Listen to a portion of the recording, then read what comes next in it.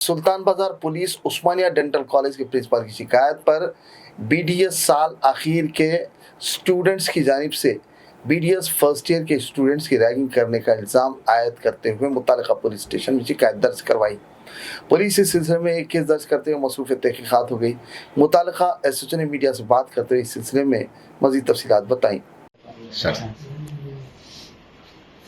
నిన్న సాయంత్రం 7 గంటలకి డెంటల్ కాలేజ్ ప్రిన్సిపాల్ గారు ఫిర్యాదు ఇవ్వడం జరిగింది. ఇట్లా 12 మెంబర్స్ మీద వాళ్ళు జూనియర్స్ పిల్లల్ని ర్యాగింగ్ చేస్తారని చెప్పేసి, సో దాని మీద మేము కేసు రిజిస్టర్ చేసి ఇన్వెస్టిగేషన్ స్టార్ట్ చేయడం జరిగింది.